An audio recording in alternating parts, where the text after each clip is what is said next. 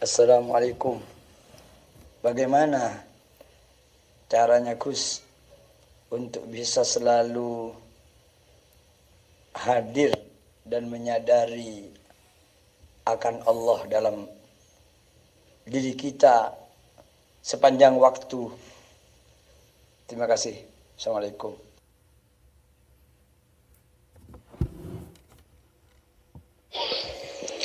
Waalaikumsalam. Alhamdulillahirabbil alamin. Untuk menetapkan, untuk menghadirkan Allah di hati kita agar tidak gaib lagi, maka kita wajib menyatakan diri, kita wajib kembali kepada asal usul diri.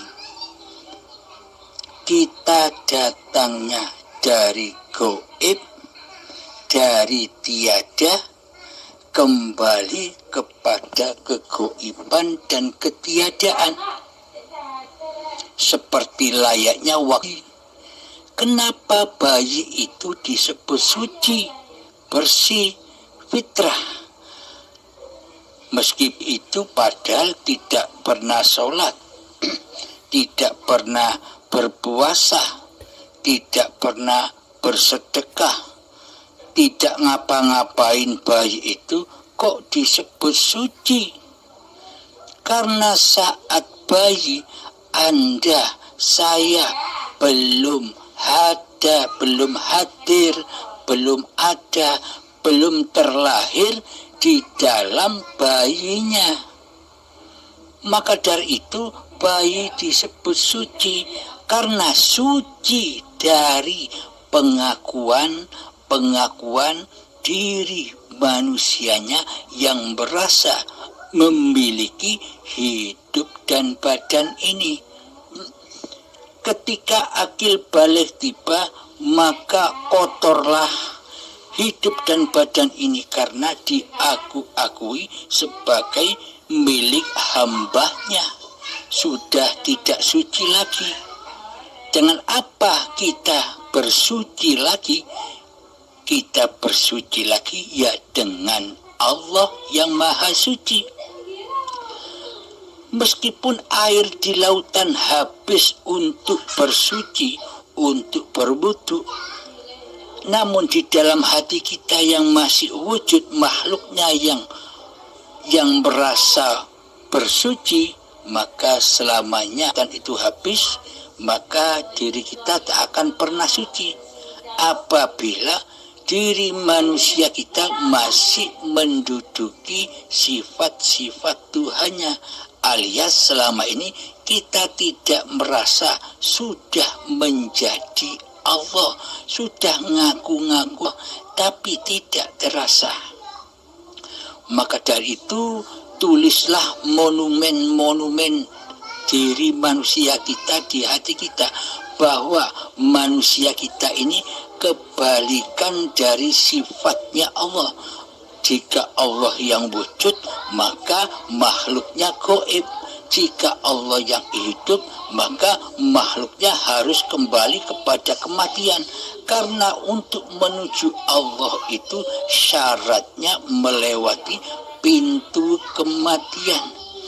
Untuk bertemu dengan Allah yang lebih dekat daripada diri kita sendiri, yakni mentiadakan diri kita, mematikan kehidupan manusia kita. Kita persembahkan kembali bahwa hidup ini Allah tanamkan dalam hati. Karena babakan Islam dan iman itu letaknya di hati, bukan di laku-laku dohir. Jadi bila di hati sudah nyata Allahnya, sudah wujud Allahnya, sudah hidup Allahnya, maka seluruh syariat-syariat badan itu menjadi syariatullah, menjadi lillahi ta'ala, menjadi af'alullah. Itulah yang dimaksud amal yang soleh, yakni Allah lah pelaku di dalam amal itu. Namun apabila kita yang selalu mengaku-ngaku bisa beramal, semuanya itu amal yang fana, amal yang hancur. Bagaimana cara agar semua amal-amal ibadah ini menjadi amal yang soleh? Maka bakokkanlah, maka kekalkanlah bahwa Allah lah yang maha kekal, yang beraf'al di dalamnya. Inilah tip cara-cara untuk mengukuhkan iman kita kepada Allah. Memang Allah itu maha gaib. Bagi siapa Allah maha gaib? Allah maha gaib bagi manusia yang ahli hijab, yang ahli belum mengenal Allah. Maka dari itu, bagi manusia yang belum mengenal Allah, maka Allah itu gaib. Bila Allah itu gaib, lalu selama ini kita nyembah siapa? Jika Allah kita tiadakan kewujudannya, jika Allah kita tiadakan kehidupannya, nah maka Allah itu maha wujud, maha nyata, maha zahir. Maka nyatakanlah di dalam hati kita bahwa hidup inilah Allah. Nyatakanlah, maha besarkan Allah di dalam hati kita daripada memaha besarkan keberadaan, kewujudan diri manusia kita. Demikian Kang Mas. Lanjutan sedikit yang lebih praktis untuk bisa menghadirkan Allah dalam diri. Tentu tidak dengan amal, tapi dengan tafakur atau dengan apa, Gus? Kalau amal, saya analisa tadi belum bisa karena masih belum menghadirkan Allah. Tetapi dengan tafakur ataupun dengan zikir, bagaimana praktisnya itu? Terima kasih. Terakhir. Alhamdulillahi Rabbil Alamin. Cara zikirnya itu adalah dengan diam, dengan mendengi hati, dengan tafakurnya hati, dengan ingatnya hati bahwa hidup ini Allah. Saksikan selalu hidup ini Allah, bukan hidupnya manusia. Maka pendamlah rapat-rapat di hati. Saksikan bahwa hidup ini Allah. Jadi meskipun kita beribadah apapun secara ragawi, secara syariat, tetapkanlah bahwa hidup ini Allah. Hiduplah pelakunya, bukan badan pelakunya. Bila kita masih menyangka badan pelaku di dalam seluruh ibadah dan sholat, maka pasti jatuhnya kepada linapsi. Akan tetapi bila kita menyaksikan hiduplah yang menguasai di dalam segala tingkah laku badan kita, di dalam seluruh ibadah dan sholat, maka inilah yang dimaksud lillahi ta'ala. Ketika Allahu Akbar, nyatakanlah di situ bahwa hiduplah, bahwa Allah lah yang maha besar, bahwa Allah lah yang berkalam. Allahu Akbar, maha besar.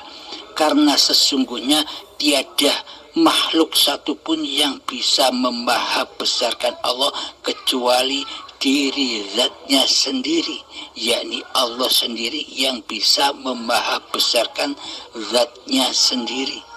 Begitu Kang Mas. Alhamdulillahirabbil alamin. Assalamualaikum warahmatullahi wabarakatuh. Assalamualaikum warahmatullahi wabarakatuh. Bismillahirrahmanirrahim. Ashhadu an la ilaha illallah wa ashhadu anna Muhammadar Rasulullah. Allahumma salli ala Sayyidina Muhammad wa ala ali Sayyidina Muhammad. Rabbi israh li sadri wa yassir li amri wahlul 'uqdatam min lisani yafqahu qawli. Amin. Bismillahirrahmanirrahim.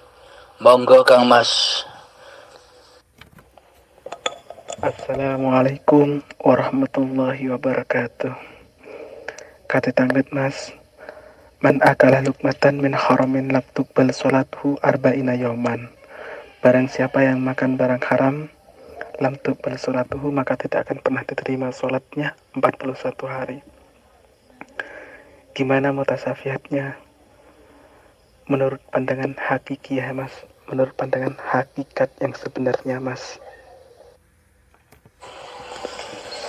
Alhamdulillahirabbil alamin. Menurut pandang hakikianya, menurut pandang mutasabihatnya adalah apa sih makan barang haram itu? Barang haram itu ada sudut pandang syariatnya dan ada sudut pandang ma'rifatnya, hakikatnya. Untuk sudut pandang syariatnya tidak saya jelaskan karena sudah umum, banyak sudah yang tahu. Akan tetapi dalam sudut pandang hakikatnya, makan barang haram itu apa maksudnya? Meskipun barang ini atau makanan ini makanan yang halal, kita beli dengan uang kita sendiri. Meskipun begitu, akan tetapi di dalam hati kita ketika saat makan atau saat minum, hati lalai daripada Allah.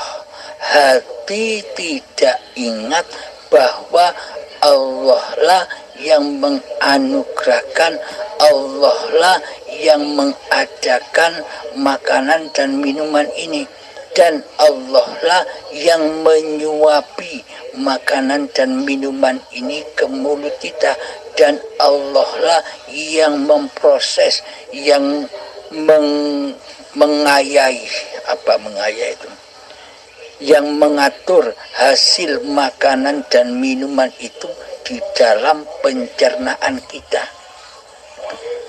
Jadi makanan haram itu kita lalai kepada Allah pada intinya, bahwa hidup ini masih teraku-akui oleh hidup manusianya. Inilah yang disebut makanan yang dan minuman yang haram. Bagaimana supaya makanan dan minuman ini halal buat kita?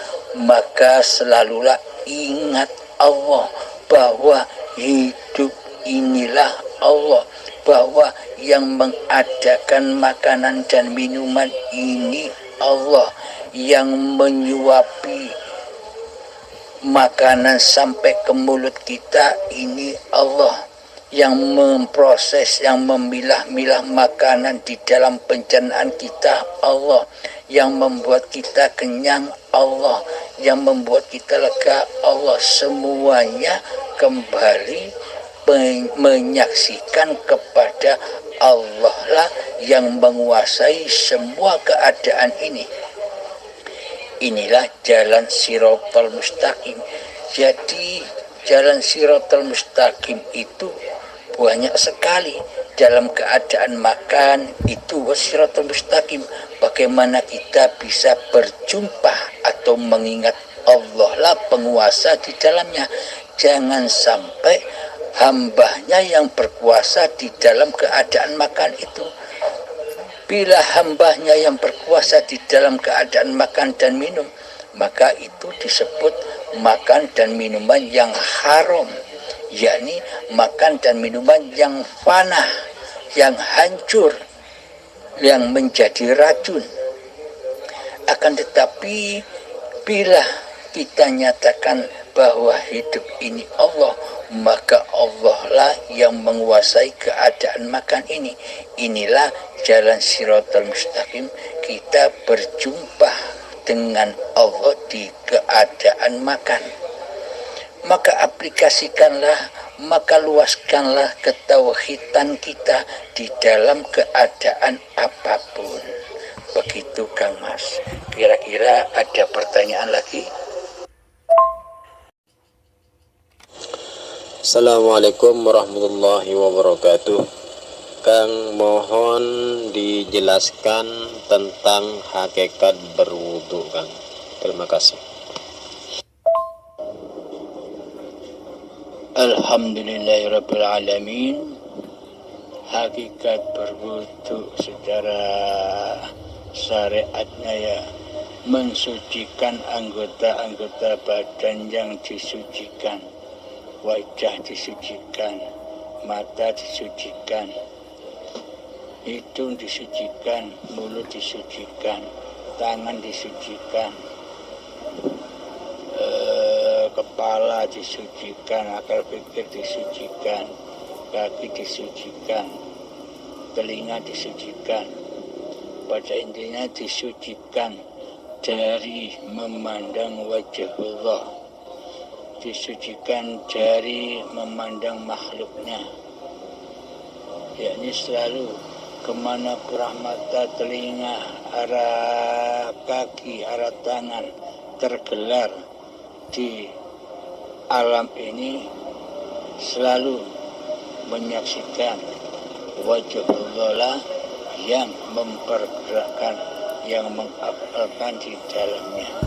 Demikian Kang Mas.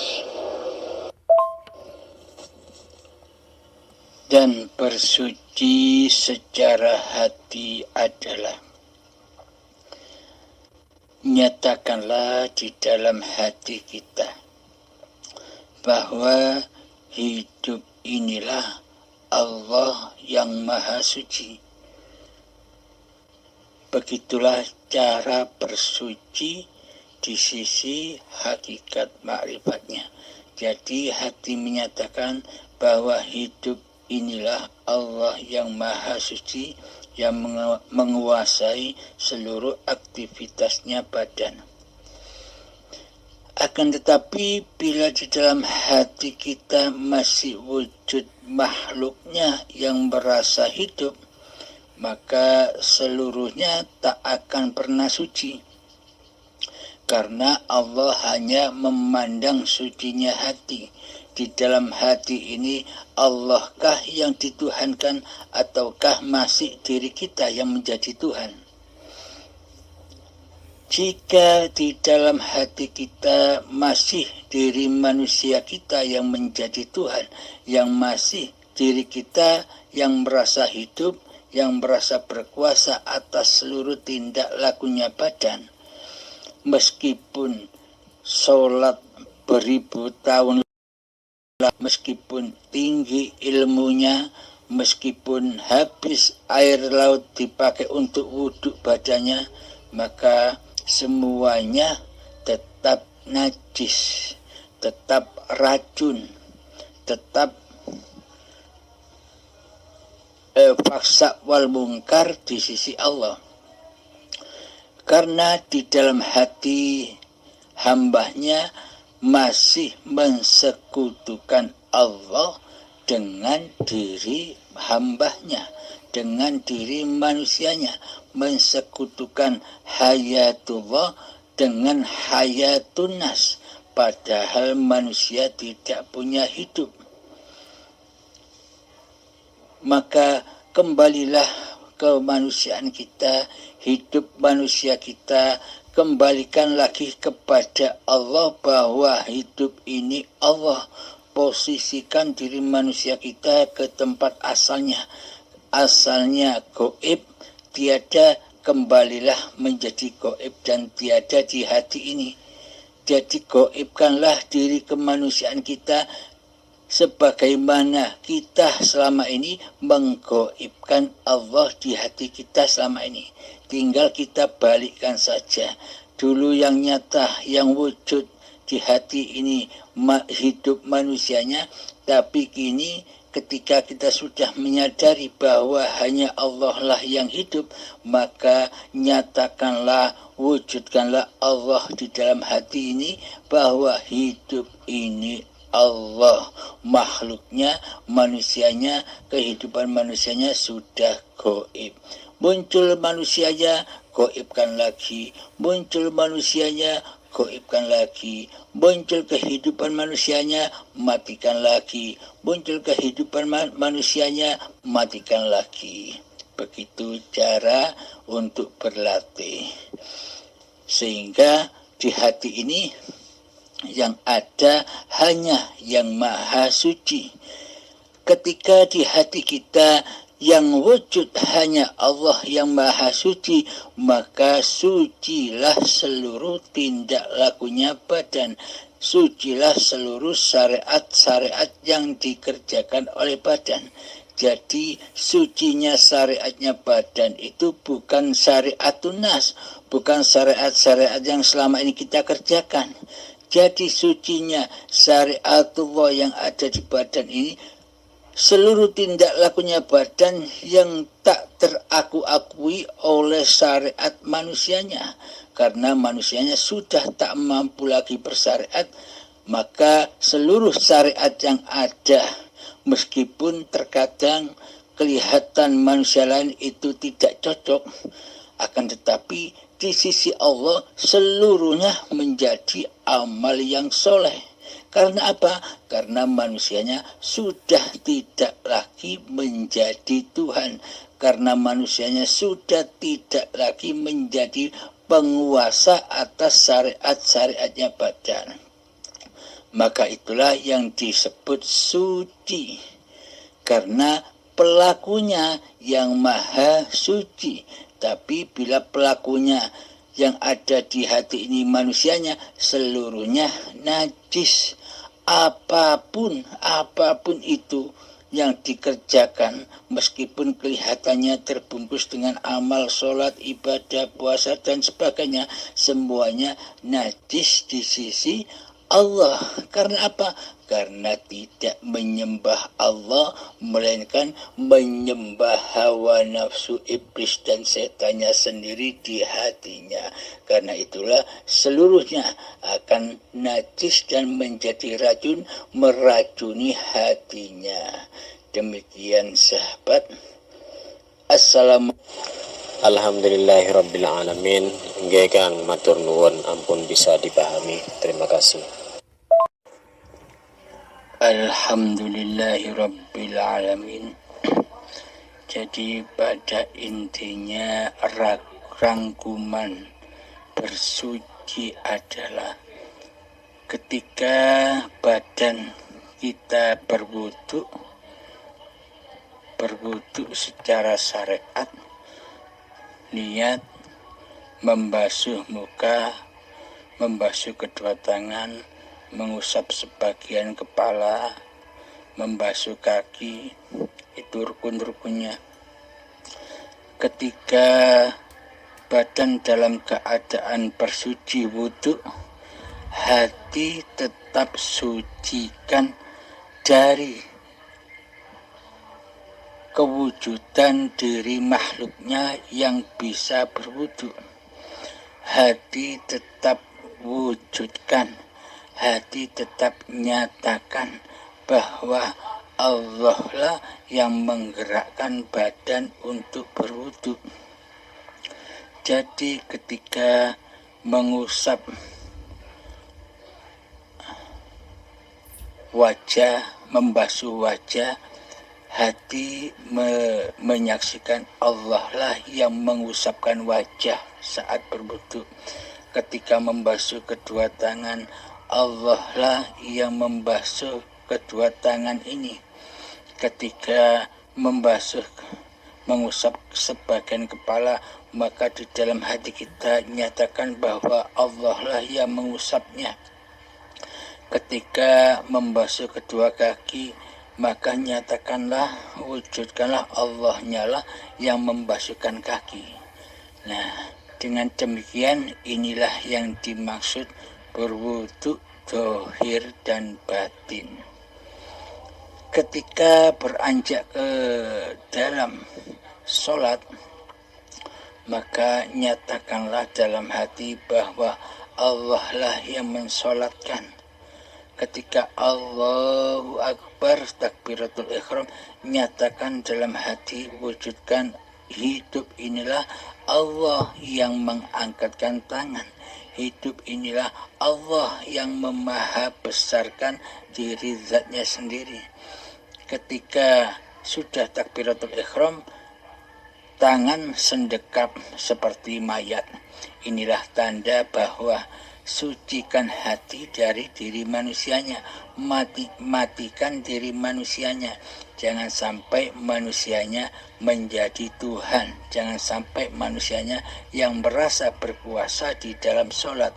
Inna sholati wa nusuki wa mahyaya wa mamati lillahi rabbil alamin. Sesungguhnya sholatku, ibadahku, hidup dan matiku adalah milik Allah. Jadi Allah lah yang menggerakkan seluruh tubuh ini. Inilah yang dimaksud amal yang soleh, amal yang diterima langsung oleh Allah, amal yang mi'rad, maksudnya sudah suci dari kemanusiaan. Inilah yang dimaksud mi'rad, inilah yang dimaksud tajalli, inilah yang dimaksud usul, inilah yang dimaksud musyahadah, dan inilah yang dimaksud liqa. Alhamdulillahirrabbilalamin. Semoga keterangan ini bisa membantu kepahaman kita semua untuk bertuhan dengan sesungguh-sungguhnya bertuhan. Selama ini kita hanya bertuhannya secara angan-angan, tidak nyata. Karena apa? Karena selama ini Allah kita gaibkan di hati kita, Allah kita tiadakan di hati kita. Maka kita, setelah kita sudah menyadari bahwa Allah itu wujud, maka wujudkanlah di hati kita, nyatakanlah di hati kita bahwa hidup yang selama ini kita akui sebagai hidup manusia kita, ternyata hidup inilah Allah. Maka kembalikan hakikat diri manusia kita kepada keadamannya, kepada ketiadaannya, kepada kematiannya. Yang wujud, yang hidup, yang kuasa hanyalah milik Allah. La haula wa la quwata illa billahil aliyyil azim. Putuskanlah kemanusiaannya, wujudkanlah Allah di dalam hati kita. Nyatakan terus menerus bahwa hidup ini Allah. Alhamdulillahirabbil alamin. Assalamualaikum warahmatullahi wabarakatuh. Maaf Gus, saya ulang lagi pertanyaannya. Hidup itu di mana tempatnya dan siapa yang mengajak kita tidur? Itu saja Gus. Terima kasih. Waalaikumsalam warahmatullahi wabarakatuh. Alhamdulillahirabbil alamin. Hidup itu di mana? Selama ini apakah kita tidak merasakan hidup? Semua rasa-rasa yang kita rasakan itulah hidup. Ibaratkan bila kita mencari hidup, seumpama kita seekor ikan yang ada di akuarium. Bagaimana mungkin ikan itu mencari air, sementara ikan itu sudah di dalam air? Jadi apa-apa yang kita rasakan itulah hidup, itulah Allah. Demikian Kang Mas. Ada pertanyaan lagi? Bagaimana mungkin kita mencari hidup sementara kita semua sudah ada di dalam hidup? Kita semua sudah ada di dalam Allah.